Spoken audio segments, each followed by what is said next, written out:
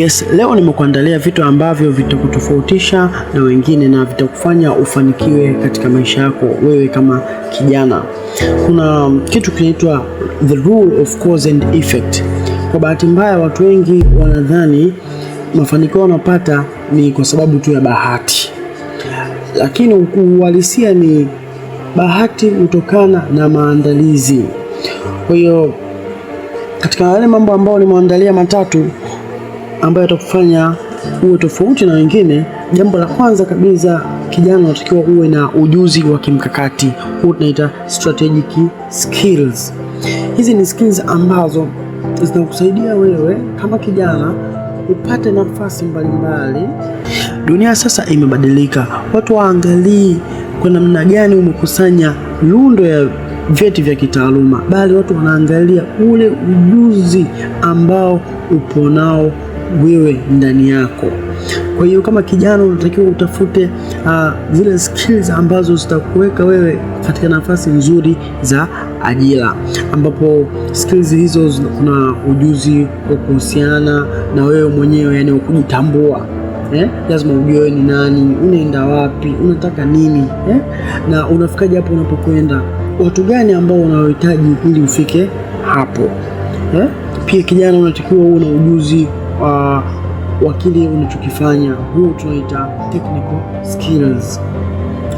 Uhakikishe katika eneo lako ambalo unafanya kazi, basi uwe bora, uwe mbobevu.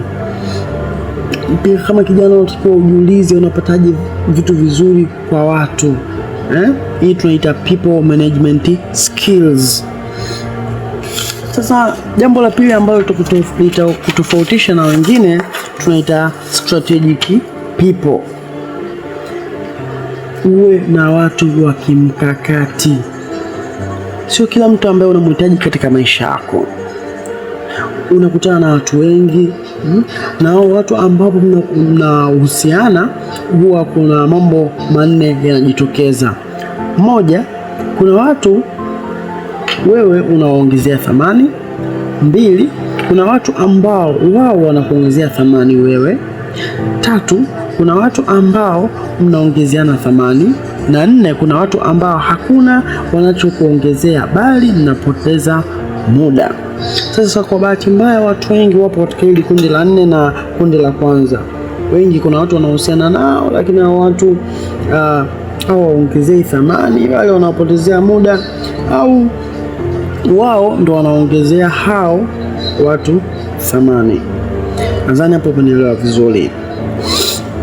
Sasa ni muhimu mtu popote unapokuwepo, popote unapokwenda, ujitahidi uwe na watu wenye thamani. Sasa jambo la tatu ambalo litakutofautisha na watu wengine ni kujenga sifa ya jina lako. Katika kitu ambacho kina nguvu sana, ambacho hata pesa hakiwezi kufanya, ni jina. Na unaweza kuona baadhi ya familia zinaheshimika kwa sababu gani?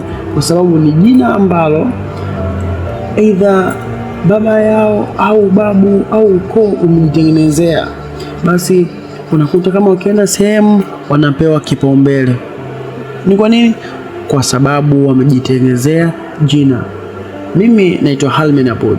Nikutakie wakati mwema.